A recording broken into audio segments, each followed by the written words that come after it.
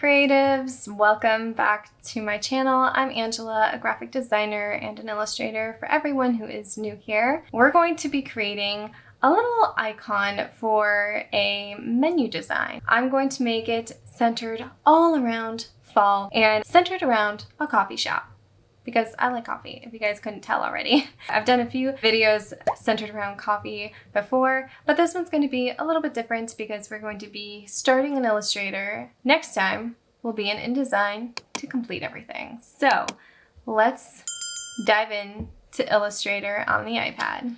We're going to make an icon for Roast Dee Coffee Company. The Roast Dee logo type up here. So there is the branding there. I'm going to start with a triangle shape tool. Switch our fill for our stroke. I have my color palette chosen down here in the bottom right, and I've gone over how to get these color steps before, so if you haven't seen that, I believe it's in this video. Go ahead and check that out. For anyone who loves to work with more of a color wheel, I have a color wheel version of this. I will show you all how to do that over on my Patreon if you all want to see that. You can go over to my Patreon. It's always linked in the description down below for you all. That gives you a really beautiful color wheel to look at and reference to.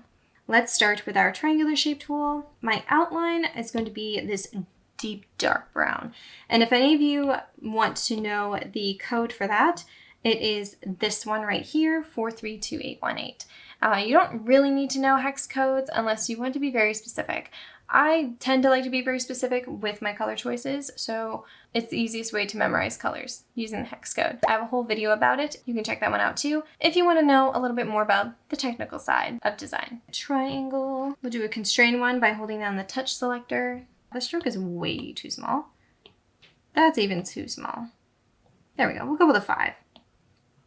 Align this centrally, shall we? Duplicate that one. Go to your line options on the right toolbar. You can flip it vertically. Bring that down. And combine the shape. Now that we have our shape, we can put in all of the little details, including the color. So for the inside of this shape, I want the color to be the lightest tan color that we have. Our coffee, let's draw it with the pencil tool just to make it easy on ourselves. I'll use the darkest brown color in here. I have a reference photo off to the side of me over here. This icon's going to be on the back of the coffee menu. Just get the overall shape down. Clean up our lines, clean up our points. You can do this with the point selection tool in the left menu. And I'm going to turn that to white for now. We have this shape, and then we're going to duplicate it and put it inside, holding down our touch selector, dragging to either direction, so that way the touch selector turns white, and then you just tap a corner, drag in, and it will decrease or increase if you tap and drag out your shape. Pull this up and pull this down. Flip our stroke for our fill by pressing the double arrows over on the left to make this a nice coffee color. This is a little bit darker than the reference photo I have, but that's okay. Flip this one as well. Let's take down that opacity in this first icon over here and the quick selection menu. I'm also going to duplicate that first shape that we made, decrease it from the center.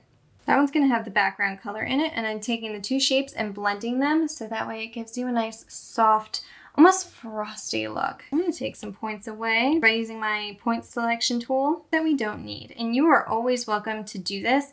Whenever there's something that is not needed in your design, just remove the points. It takes care of a lot of the problems that you may be facing when it comes to illustrating more realistic items. And our coffee has an amazingly beautiful whipped cream topping on top. For the whipped cream, let's choose our pencil tool to create the whipped cream, and the whipped cream's overall shape is kind of like a tower swirl, cascading down. Our whip topping. The great thing about the pencil tool is that it does allow you to draw, and then it connects all your points together as a whole shape. So that way you don't have to go back and connect all your points. With fall drinks, the whipped cream always has some kind of sprinkles on top. So let's create our little soft sprinkles. I'm going to use this tone here and the pencil tool wherever there would be a natural shadow. Take down the opacity quite a bit. I'm going to take it down to about 33%. I'm going to duplicate shapes wherever I see necessary and choose differing levels of opacity for the different amounts of color and tone that I need for the area. And once you have your base shapes down for the whipped cream, you can also take your paintbrush tool and use the preset paintbrushes that are already there. I'm using the ink drops brush and adding little sprinkles on the top. Even though it's ink blots, I mean, they kind of do still look like sprinkles. I'm being very light-handed with this and just adding the sprinkles right on the top of where all these shapes are. And the key to this is to layer them. So layer as many brush strokes as possible, short and long strokes. And of course, it wouldn't be fall without a cute little pumpkin icon. We'll start with bright orange and then we'll go from there. I'm gonna add other little items around to make this look more fall because it is a fall menu. You can do this with a pen tool or the pencil tool. For the pencil tool, you will have more of a shape that kind of goes like this. And then for the pen tool, it'll be a little bit more accurate. You will have a shape that, if you connect the dots, will tend to look more like this. Let me just extend that arm out there. And this is very rough cut. I think I'm going to use the pen tool one, to be honest, because I like the shape that was created there rather than the one that I just drew by hand. Let's get this one out of our way. And the great thing about Illustrator is that everything's vectored. So everything can be made into any scale for any type of print size that you need it to be.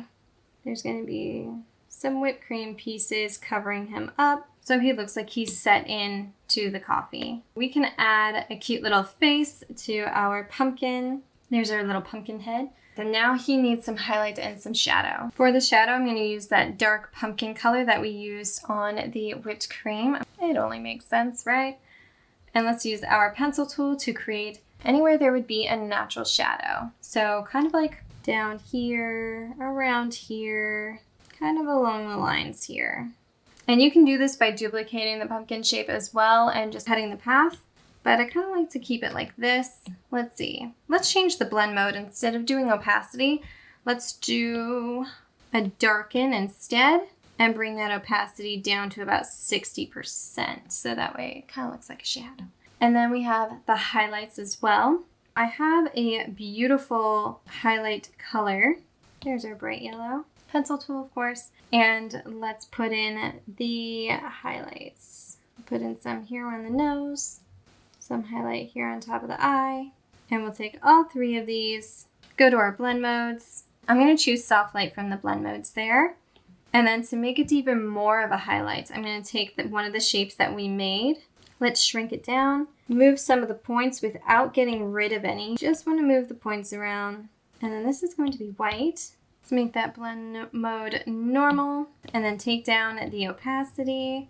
There we go. It just gives it a little bit of an extra highlight on top. One is looking quite good so far. Now we're going to add a little bit more color and a few more details. For the color, I want to kind of blend / gradate down the color. Choose our background. Let's do a radial gradient. So for the radial gradient, I want the colors not to be in this orientation. I actually want the center color to be our bright brilliant green and the outward color to be that nice soft brown.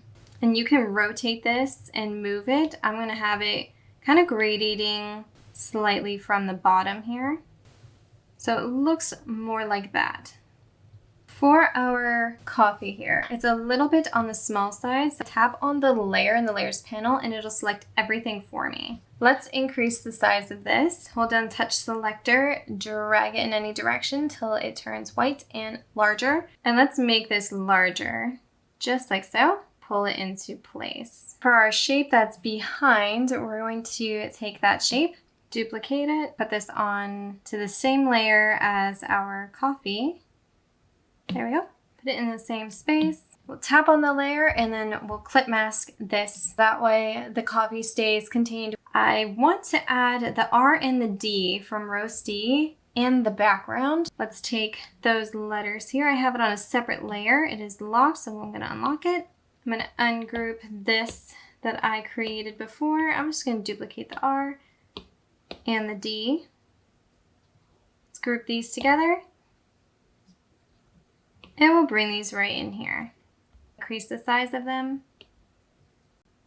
And we'll bring them into the clipped group right behind the coffee. Let's see, where's that whipped cream layer? There it is. And we have R&D back there. There is one little detail that I did not add, and that is the reflections on the glass. So I'm gonna add those right now. It is thundering outside. If you can hear that, I'm sorry, we're having a storm. Typical Florida things. I'm gonna do the same process I did before with the outside of the glass for the inside details of the glass. I'm gonna start with a sphere shape tool, unconstrained. Let's move to a square shape tool. I'm gonna take these two shapes and I'm gonna blend them together. And instead of steps, I'm gonna make it distance.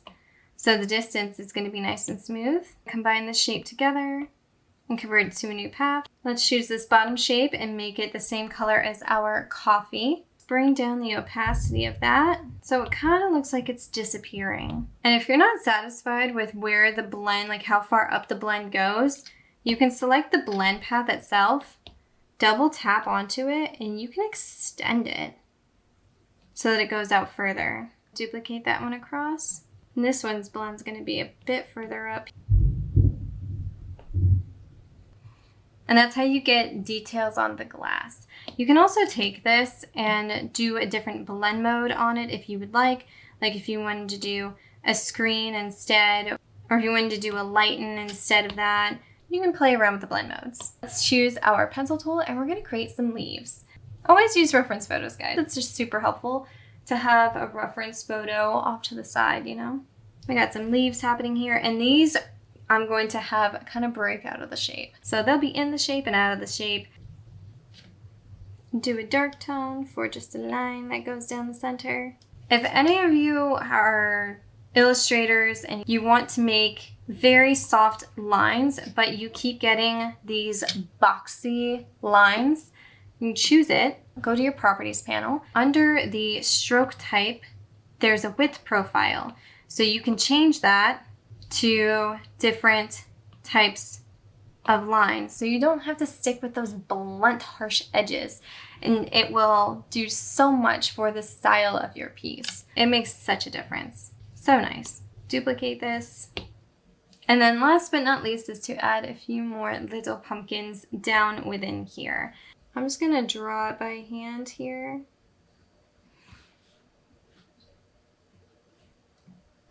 Our icon is done.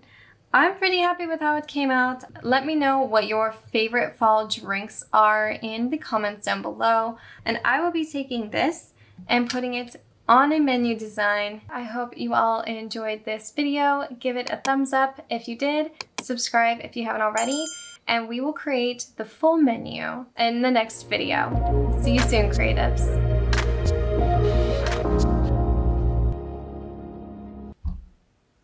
Illustrator crashed. Let's get back into it. My iPad is also going to die on me. Okay.